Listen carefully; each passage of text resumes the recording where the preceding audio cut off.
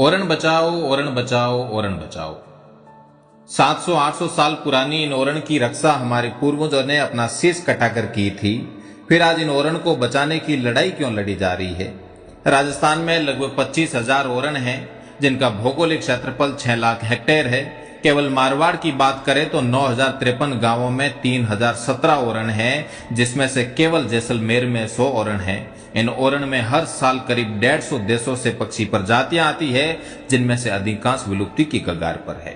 और हर साल 83,000 पक्षियों की मौत हाई टेंशन तार के कारण हो रही है। इन ओरण का इतिहास हमें बताता है कि यहाँ पालतू कुत्ते और गाय ऊंट की पूजा स्मारक यहाँ से प्राप्त हुए हैं। रेगिस्तान की जिस धरती में हमने जन्म लिया, वहां अकाल ने हमारे भाई के रूप में हमारे साथ ही जन्म लिया।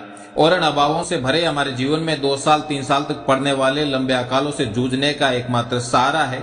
ओरण दूर दूर तक फैली केवल वन संपदा नहीं, बल्कि प्रकृति का वो उपहार है जिसमें रेतीला समाज सांस लेता है। इस थार में गाय का बड़ा महत्व है। गाय धर्म ही नहीं, जीवन का हिस्सा है।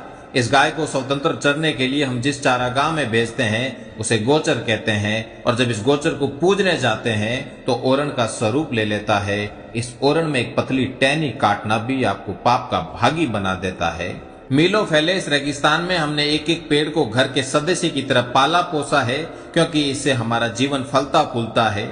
इस ओरण में किसी तरह की कोई दूसरी गतिविधि पूर्णतः वर्जित है। ओरण पशुओं का घर है, जहां वे चरते हैं, अटखेलियां करते हैं और इस रेगिस्तान को अकाल से बचाने में मदद करते हैं।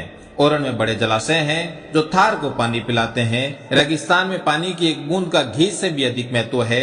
यहाँ के लोग कहते हैं कि घी ढूलिया कहीं नहीं वे, पर पानी ढूलिया मारो जीव बढ़े। आज हमारी यही विरासत बाहरी कंपनियों के कारण खत्म होने जा रही है। अगर ओरण नहीं होंगे तो पशु कहाँ चरेंगे? ओरण नहीं होंगी तो विदेशों से आने वाले पक्षी कहाँ विचरण करेंगे? ओरण नहीं होंगी तो इस थार को कौन मीठा पानी पिलाएगा?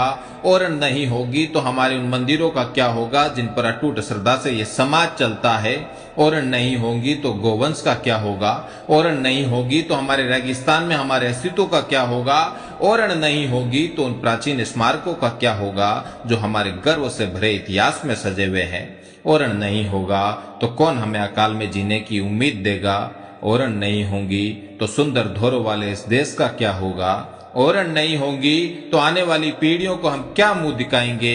ओरण नहीं होंगी तो हमारे समाज में फैलती बीमारियों से कैसे लड़ेंगे?